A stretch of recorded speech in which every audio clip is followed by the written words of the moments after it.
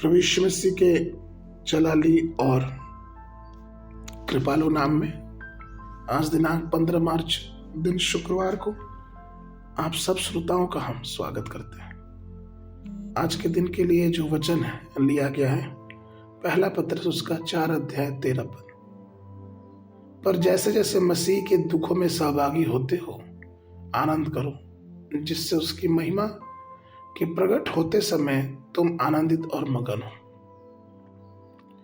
आनंद मनाओ और प्रसन्न रहो उस महान उद्धार के लिए जो मसीह यीशु ने हमें दिया। अपने हृदय में प्रसन्नता के साथ प्रभु की स्तुति करें और उसके अभिषेक में आगे बढ़ते जाएं। इस संसार में हमारे जीवन की अवधि बहुत छोटी है। पवित्र शास्त्र कहता है जो मनुष्य स्त्री से उत्पन्न हुआ वो थोड़े दिन का और क्लेश से भरा हुआ है।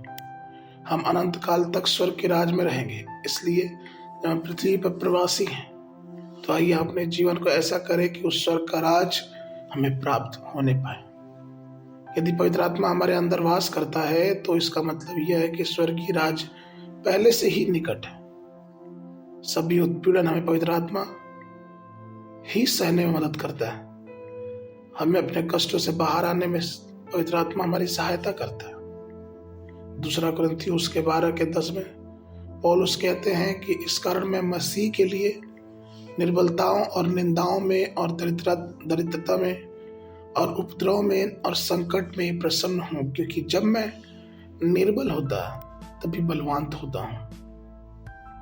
दूसरा कुरिन्थियों उसके 1-4 में पौलुस कहते हैं कि वह हमारे सब क्लेशों में शांति देता ताकि हम उस शांति के कारण जो परमेश्वर हमें देता है उन्हें भी शांति दे सके जो किसी प्रकार के क्लेश में है।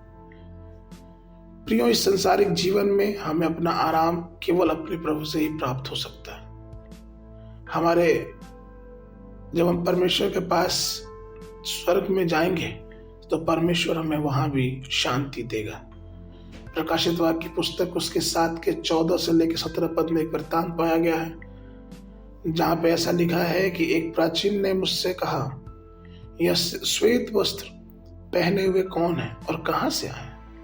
मैंने उससे कहा, हे स्वामी तू ही जानता है। उसने मुझसे कहा, ये वे हैं जो बड़े क्लेश से निकल कर आए हैं। इन्होंने अपने वस्त्र मेमने के लहू में धोकर श्वेत किए हैं। इस कारण वे परमेश्वर के सिंहासन के सामने हैं और उसके मंदिर में रात दिन उसकी सेवा करते हैं। और जो सिंहासन में बैठा है वह उनके ऊपर अपने तंबू तानेगा।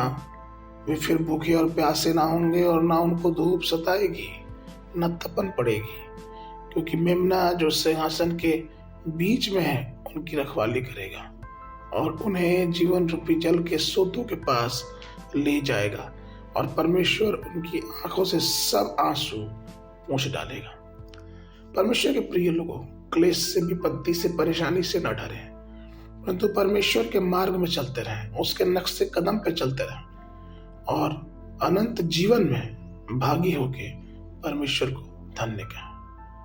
आज के मनन के लिए प्रकाशित वाक्य की पुस्तक उसका 2 अध्याय 10 पद। जो दुख तुमको झेलने होंगे उनसे मत डर, क्योंकि देखो शैतान तुम में से कितने को जेल खाने में डालने पर है ताकि तुम परखे जाओ, और तुम्हें 10 दिन तक क्लेश उठाना होगा। प्राण देने तक विश्वासी रह, तो मैं तुझे जीवन का मुकुट दूंगा। बाइबल दान के लिए सुबह के समय व्यवस्थापन की पुस्तक उसका 26-27 अध्याय, शाम के समय मरकुस उसका 14-27 से लेके 53 पद तक। परमेश्वर आप सबको आशीष दे।